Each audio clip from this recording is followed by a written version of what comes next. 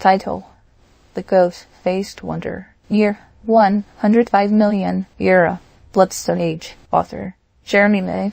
And the Rise of the Zodiac Series, 2025. Chapter 1. In the labyrinthine district of Kolvar, where every alley bent like a lie and crime was considered art, the Guild of Shadows ruled by invention, not fear. Every heist was a spectacle, every theft a manifesto, and in the midst of it all walked the ghost-faced wonder, half mask, half myth, and wholly unpredictable. No one knew their name, but all knew their legend. They left behind impossible riddles, and their crimes often repaired more than they stole. Some said they were mad, others said Muse. The Laughing Ash, an old enforcer turned underground poet, once tracked the wanderer to a rooftop, where both silence and moonlight trembled. "Your shadow walks with you," the wanderer said, "even in the brightest light," then leapt. Chapter 2. The guild grew uneasy. The wanderer was disrupting the aesthetic. Their crimes were lucrative, they were loud, flamboyant, purposeful. They stole a corrupt judge's robe and replaced it with a dress of mirror shards. They raided the treasury, not for gold, but to distribute forged diplomas to the unlettered. Kolvar buzzed. The people followed the riddles. The guild set a trap.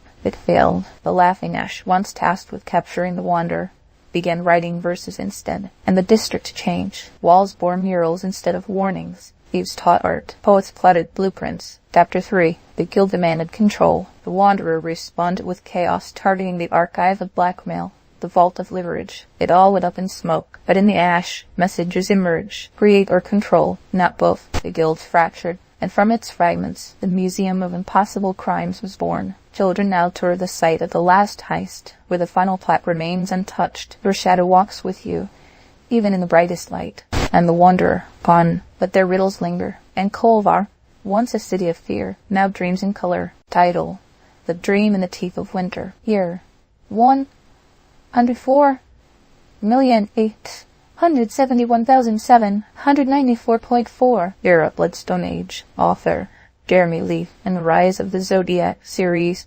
2025. Chapter 1. The colony of Brenneth 4 orbited a pale star that never warmed. Its settlers had long forgotten Earth, its colors, its chaos, its compassion. Here culture was uniform, efficient, unquestioned, until the wall hummed. The wall of stone, an ancient monolith unearthed during an expansion dig, bore carvings no one could read, and patterns no eye could mimic. The settlers dismissed it, except for one. The dream in the teeth of winter was born under the ice sky.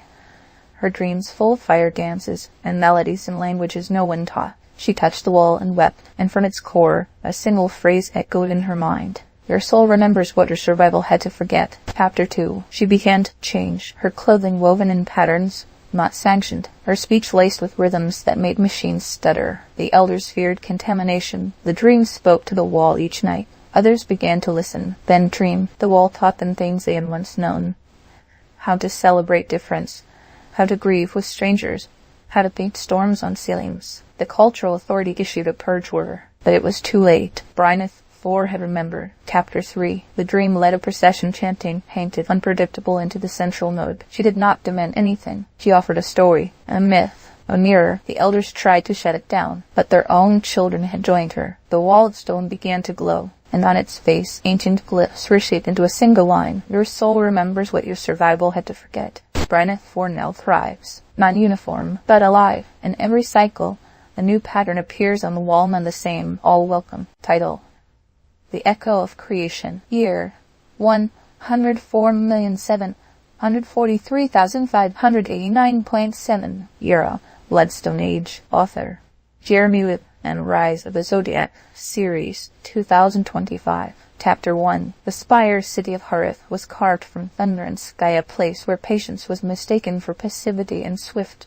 judgment was a civic virtue. Citizens earned respect by decisiveness, not discernment. So when a traveler stood silent in the center of the capital for 3 days, people mocked. When she began humming a melody no one recognized, children stared. When she whispered stories that came only when asked kindly, the winds changed. They called her the Echo of Creation. No name, no allegiance, only calm, even fear. She once sat in a storm, thence to a soul that has remembered its true name. A herald of celestial rebellion, an outlaw philosopher sentenced to silence, heard her through walls. And remember his. Chapter 2. Harith's upper tiers ruled in haste. They feared hesitation. The echo moved not against them but beneath. She sat with exiles, with servants, With those spoken over, he taught them to wait not idly, but attentively. The herald escaped, not through tunnels but through patience. Each guard he met was offered a question. Most dismissed him, one paused, and let him pass. Together, they built stillness into a beacon, a tower of breath and pause in space. And hearth shook. Chapter 3. The spire's rulers convened an emergency decree, but none heard it, because no one listened anymore. They were waiting for something real. The echo and the herald said nothing. Instead, they sat in the middle of the market, hands open, eyes closed, and the city followed, not to worship. They joined. A monument now stands where they once sat. No statue, just a ring of wind chimes and a plaque that reads, "Even fear bends to a soul that has remembered its true name." And in hearth, silence is now sacred, because it listens back. Title: The Lion's Whisper. Year: 104,615,384.2. Era: Bloodstone Age. Author: Jeremy Levan and Rise of the Zodiac, Series 2025. Chapter 1. Harnessa was the city of survivors. Each hero carved their name into stone, their scars into law. Bravery was currency, and pain was proof. But empathy, that was weakness, something you buried beneath your victories. The lions whispered and roared. She listened. Her power wasn't strength or speed or flight, it was presence. She could hear the heartbeat of anyone within 10 steps and know what they carried. Most called it invasive. Others called it useless. Only the wind-worn stranger, a masked legend of silent deeds and unresolved grief, recognized it for what it was. "You grow not when you fall," she told him, "but when you choose to rise with memory." And for the first time he cried. Chapter 2. They began working in the margins, not chasing criminals, healing the aftermath, restoring those forgotten by collateral, tending to fear instead of conquering it. Whispers spread. The lion touched a war veteran, his night terror ceased. She sat beside a child and silenced an entire riot. The Council of Valor disapproved. They sent enforcers. The stranger stood in their way not with fists, but with a story. A battle he once won by killing the only man who ever listened to him. The enforcers paused. Chapter 3. The council voted to exile her, but the people followed. They demanded new stories, new heroes, not of might, but of meaning. Harnessa changed not overnight, but honestly. Statues were joined by gardens. Streets bore names of those who forgave. And in the central square, where the loudest monument once stood, there is now a circle of stone benches. At its center, engraved simply, "You grow not when you fall, but when you choose to rise with memory." The lion still walks, quietly, always listening. Title: The Echo of the Divine. Year: 104,487,179.4. Era: Bloodstone Age. Author: Jeremy Levan and Rise of the Zodiac, Series 2025. Chapter 1. In the temple casino of Calera, faith was entertainment. You didn't pray, you placed bets. Efficient booths doubled as sturdy machines. Clergy wore sequins. Pilgrims spun wheels for salvation points. The echo of the divine once led the grand sermon show complete with pyrotechnics and backup dancers. But after her 23rd miracle was revealed to be raped, she quit, not in disgrace. In laughter, she wandered to the basement vaults, where forgotten relics gathered dust and janitors spoke in riddles. There she met the beast whisperer, a failed prophet who'd lost his voice after trying to preach to lions. They became unlikely friends. "When you dance with your shadow," she told him, "the light lays a table in your name." Chapter 2. The temple mocked her. She returned during peak hours, dressed in robes stitched with receipts, spoke no sermon, only danced, and her shadow followed, twisting, echoing, mimicking sins no one had confessed. The crowd laughed, then paused, then wept. Each movement told a story they hadn't paid to hear. The whisper joined her mouth closed, heart open. Walking beasts no one dared tame. Together they turned spectacle into reflection. The casino's profits dipped, but the offerings increased. Chapter 3. The high clerks issued a ban. She danced in protest. They cut the lights. The people lit candles. They sealed the stage. The crowd climbed it. Now where jackpots once glittered, mistakes shimmered in firelight. The temple still spins wheels, but only to choose which story gets shared that night. And behind the old pulpit, carved into the last true wall, it reads, "When you dance with your shadow, the light lays a table in your name." The echo still moves, and the whisper still listens, and Calera no longer bets on faith. It celebrates it. Title: The Laughing Emperor. Year: 104,358,973.9. Era: Bloodstone Age. Author: Jeremy Levan and Rise of the Zodiac, Series 2025. Chapter 1. The Cliffs of Vara. tour, saying only in storms. That's when the laughing Ember arrived, dragging her broken sword, barefoot, grinning at thunder. The locals thought her mad, but they fed her anyway. She offered no name, only firelight and laughter. Each night she told tales to children of battles she'd fled, victories she'd mocked, and a single vow whispered in flames. A fight for others when the odds are against you, she said. That is heroism without armor. Then one day the burned pilgrim returned, covered in ash and scars. He spoke no words. He simply knelt before the Ember. The storm stopped singing. Chapter 2. The valley had been seized by the golden vow, a war cult promising safety in exchange for silence, prosperity through obedience. The Ember laughed in their faces. She refused to fight. Instead, she listened. She mapped silence. She taught the villagers how to breathe in hidden rhythms, how to light fires that blinked in Morse, how to vanish. The pilgrim followed her every step. When the vow struck, they found empty homes and walls that answered back. And in the high places came the laughter, mocking, revealing, remembering. Chapter 3. She led no army, but every villager who stepped back from fear found clarity. They struck not with weapons, but wisdom. The vow felt confused, disoriented, and dismantled by community, not conquest. The Ember left the next day. The pilgrim remained now a storyteller, and where the cliffs once held only during storms, they now echo with warmth. A single stone stands where she last slept. It reads, "A fight for others when the odds are against you.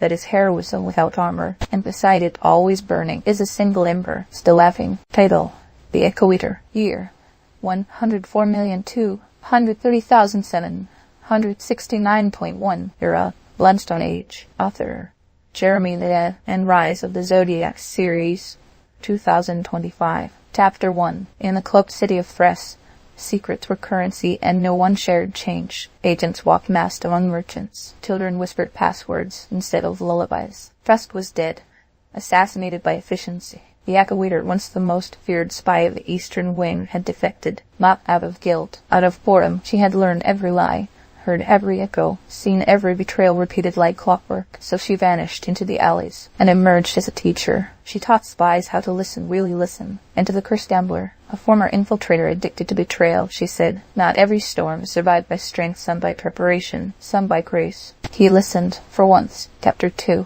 Together they formed the Quiet Guild. It had no hierarchy, no secrets, only shared missions. They used whisperness to pool intelligence. Failures were celebrated as lessons. Success was only rewarded when shared. The traditional guilds laughed until the Quiet Guild dismantled an extortion ring in 3 nights using only borrowed rumors and synchronized distraction. The gambler coordinated the dance. The Echo Eater fed the rhythm. Press grew wary, then curious. Chapter 3. An envoy from the old council offered them medals. They offered him tea. He stayed 3 hours and left without a word, but with a smile. Soon, former rivals knocked on their door, not with threats, with questions, and the city began to breathe again. Where once stood a monument to the first assassin, now rests a stone table with many chairs, etched into its edge. Not every storm is survived by strength, some by preparation, some by grace. And every evening, the guild meets, not in shadow, but in communion. Idol: The Beast Tamer. Year: 104,102,563.7.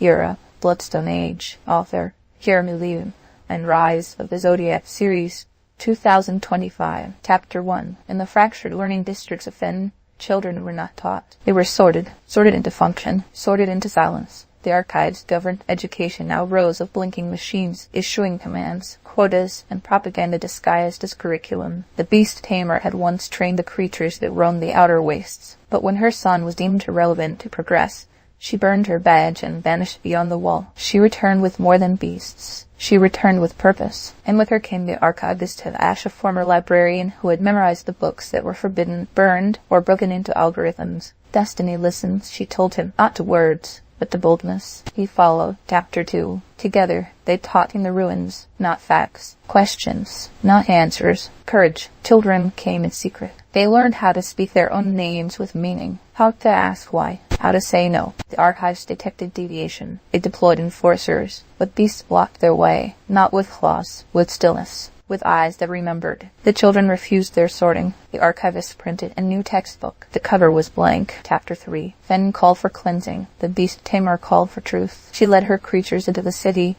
not as destroyers, but as mirrors. Each beast reflected a fear, a loss, alive. People broke, then rebuilt, and from the ashes of the old archive rose a new hall, not of silence, but of story. At its gates, now watched by a gentle-eyed worm, a plaque reads, "Destiny listens, not to words, but to boldness," and every lesson begins with the same question: what burned in you that no one taught? Title: The Threat Spiller. Year: 103,974,358.8. Era: Bloodstone Age. Author: Jeremy Levan.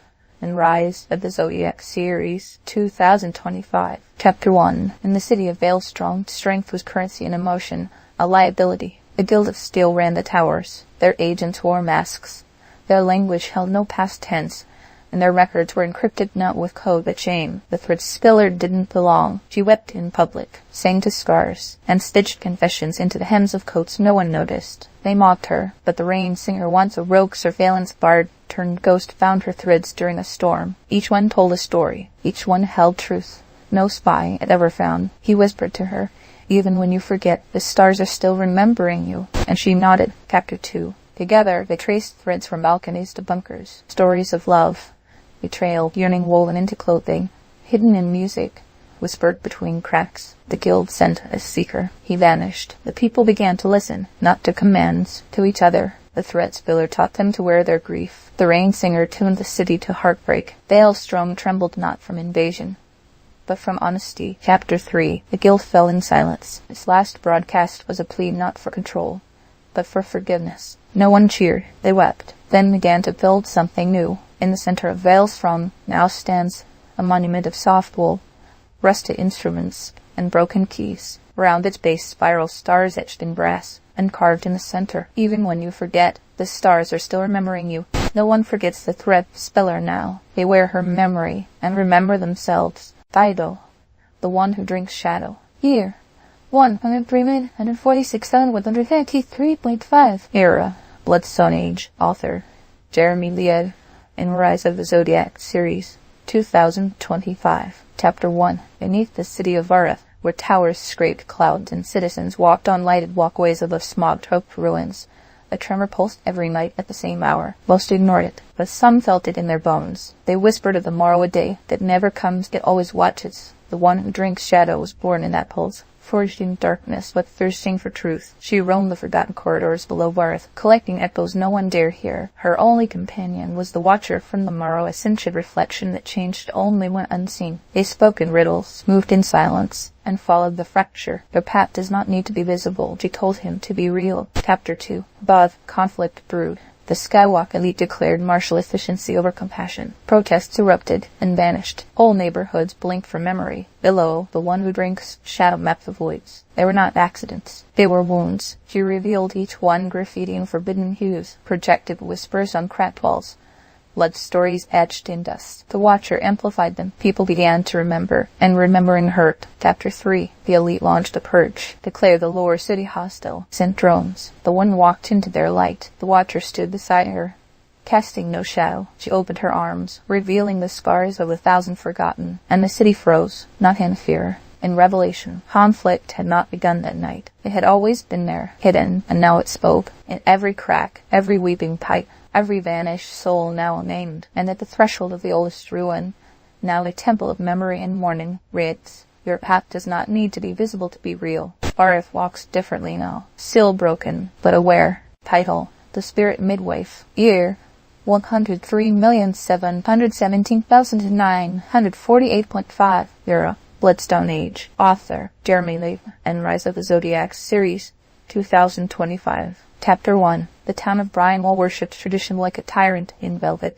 Its laws had not changed in 300 years. Its statues had no names, only warnings. Its people, silent, even as neighbors vanished, even as injustice dressed in gold robes and paraded through town square. The spirit midwife, once healer, now mourner, stopped delivering comfort. Instead, she buried silence. She chanted in alleyways, stitched truth into prayer flags, and left candles outside the magistrate's hall. No one joined her until the Ashland prophet arrived, breathing cinders, coughing visions. He heard her and whispered, "When a belief dies, it makes room for freedom to breathe." Chapter 2. Together, they held vigil for forgotten truths. They did not shout. They did not beg. They waited. Their silence was not the town's silence. It was defiance. A pregnant hush before storm. The magistrate decreed them heretics. The people watched, and a child asked, "Why is truth a crime?" And the silence shattered. Whispers became protests. Flags became fires. Statues crumbled. Not all believed, but none remained untouched. Chapter 3.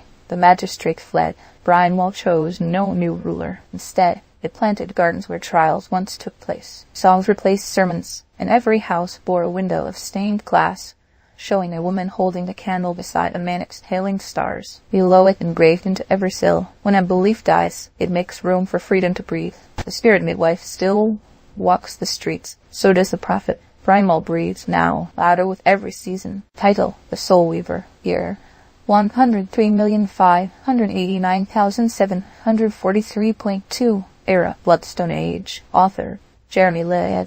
And Rise of the Zodiac Series 2025. Chapter 1. The city of Terramore had forgotten how to give. It was not unkind, just afraid. Trade was measured in seconds. Shelter required contracts. Love, file in triplicate. The starless flame, a former engineer turned wonder, carried warmth without fuel, light without flame. She sang to gutters and offered bread to ghosts. Most thought her mad. Then came the soul weaver cloaked in patchwork rags, voice stitched with the words of those who had nothing left but song. She asked nothing, but gave everything. "You find yourself," she told the flame one dusk, "in the rubble you once feared to enter." And so they walked together into the ruins. Chapter 2. Garamore's eastern quarter had collapsed years ago in the silence quake. No one rebuilt, no one returned, until the flame set up lanterns, until the weaver wove hammocks from the remnants of torn banners. People followed, not for survival, but to offer. A baker brought spoiling bread. A seamstress stitched shoes from discarded gloves. The broken quarter became whole not by riches, but by gesture. The council tried to stop it, claimed zoning violations. The flame lit the rubble in violet fire. The weaver handed the official a blanket. Chapter 3. The council relented.